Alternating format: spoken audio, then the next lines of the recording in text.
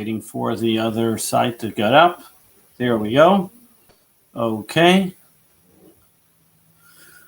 Good afternoon, everybody, and welcome to Lunch Break with the Rabbi. Today it is Tuesday, October 27th, 2020.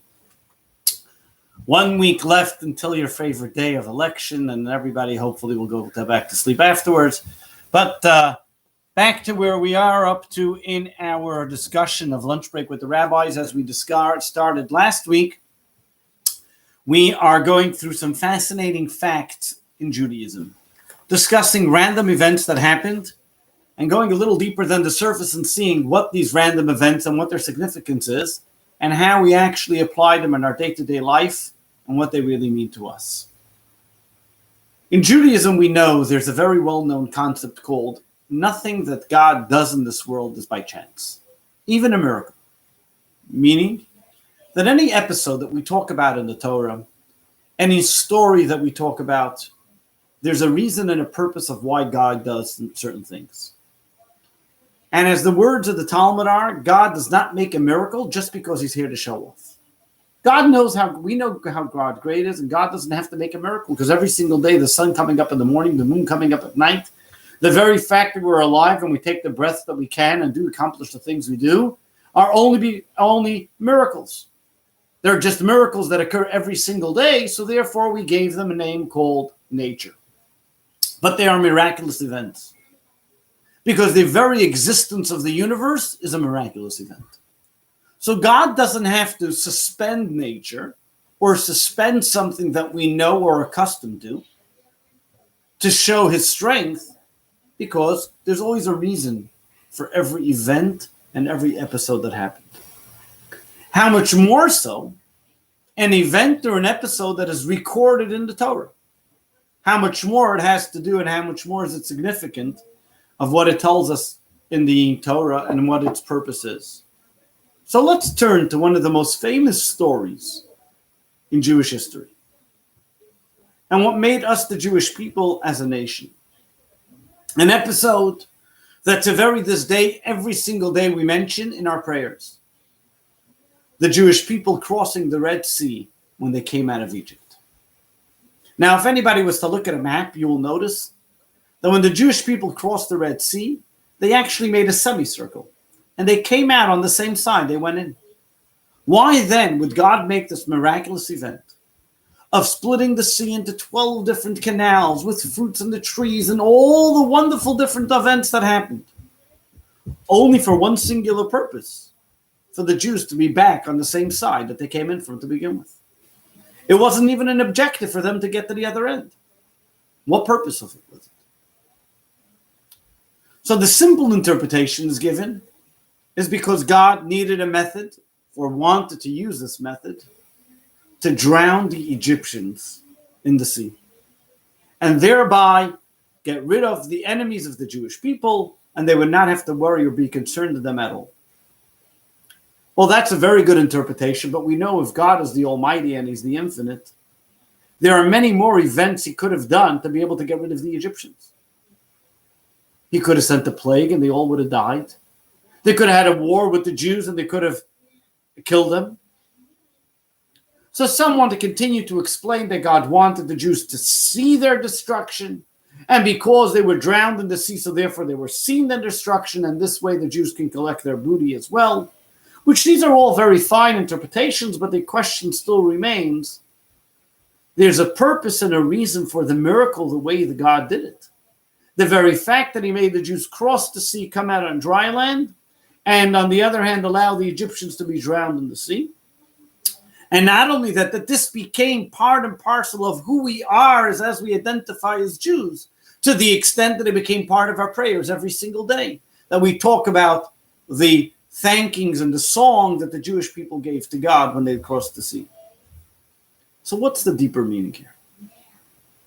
And over here, if we look, we can see something very unique about this miracle, about this object miracle. Number one key and underlying this miracle was the fact to show a differentiation between the Jews and the non-Jews, between the Jews and the Egyptians. At Egypt, God told the Jewish people, Ata v'chartonu mikol ha'amim, I have chosen you from all the nations of the world. How is God going to make that singular difference? So he started first with the plague of the firstborn, where any Jew who had blood on his doorpost was protected and did not have any harm by the plague of the firstborn. But there were many Egyptians that survived as well. But then what happened? The Jews then come out of Egypt, and they're being chased by Pharaoh. And they're about to come to the giving of the Torah at Mount Sinai. That's where they're on their way to.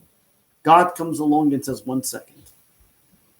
I'm going to show the Jewish people where they both go through the same exact episode. They both go through the same exact scenario. One walks in dry land and one is destroyed. One comes out with a bounty of wealth, while one goes down and drowns and they're never to be seen again. Here you see the direct and clear contrast, where God says, those that harmed you will now be destroyed. You have no longer any worries. That's on the simplistic term, but then it goes even to a deeper level. The Jewish people were on their way to get the Torah. They were on their way to receive the Torah, which would make them and solidify the fact that they are the nation that God has taken out of Egypt, the chosen nation amongst the Jewish people, amongst the people of the world. Over here, what does God say? Everything that exists in dry land exists in the sea. In order to immerse them in a level of absolute mysticism, to see the wonders of God, not only what's above, but also what's below, they had to go into the sea, elevate the sea, make it as well as dry land. And only then can they come out on the other end, where they've now experienced the deep mystics of the sea and the revelations that's on dry land. That was a proper vessel for them to reach and appreciate the Torah. So a seemingly happenstance story has so much of a deeper value to it, and especially for us as Jewish people today, that we should know. And this is why we sing the song every single day. We sing the miracle of life that we see on dry land, but also to tell us how much more there is covered that we haven't yet gotten to, and how much more is happening, so to speak, behind the scenes that we have to be thankful for, making every day important and counting. But here's one more tidbit. Once the Jewish people cross the Red Sea, they come to Mount Sinai, and God gives them the 10 Commandments. Have you ever seen a picture of the tablets of the 10 Commandments? Many times it's common that the picture has round tops. And here's a little bit of a myth buster. They weren't round tops. They were square. How do we know this? The commentaries in the Talmud explain that there was no empty space in the ark.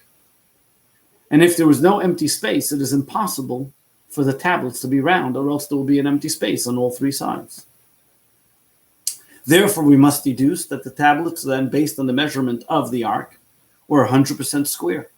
And they were square tablets, based according to the Talmud's vision of how the ark and the shape of everything was. But what does that teach us? Again, the same concept that there's nothing in this world that is there for waste. God gives us so many things in our life. God gives us all the tools and appreciation that we should be able to utilize them. There's no such thing as waste, especially when it comes to Torah. Every ounce of knowledge we have should be used and studied. And every part of what we study should be used and utilized to making God's name special in this world. Wherever we go and whatever we do, we should realize the importance of time, not to make it wasteful. Space to make it utilized, and making it a conduit and a place for godliness.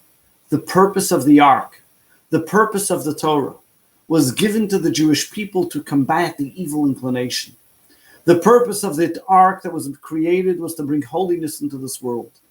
The purpose of the Jews to be a light unto the nations, and with the wisdom of the Torah to bring holiness into the world. What God is telling us, that there is no miracle that happens by chance, and there is no empty space in this universe.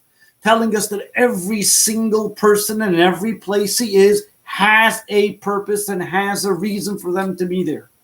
And we as people need to discover and realize and learn and appreciate our purpose of being, our purpose of doing, and realize that there is something that only you can do and I can do. I cannot do your job. You cannot do my job. We all have a purposeful mission to accomplish in this world, and God is waiting for us to do it. In our space, wherever we may be, and in our place and in our area. We are the ones that God is trusting and has entrusted to accomplish that mission. God believes in you more than you believe in yourself. God trusts you more than sometimes you trust yourself. So roll up your sleeves, get ready, and fulfill that mission that God has given every single one of us, making this world a holy place, a godly place, utilizing every space, time, and moment in fulfilling our mission in making this world a godly place.